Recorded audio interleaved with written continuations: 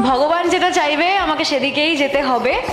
আমি চাইলেই তো সবকিছু হবে না, তাহলে আমি যা চাইতাম সব পেয়ে যেতাম।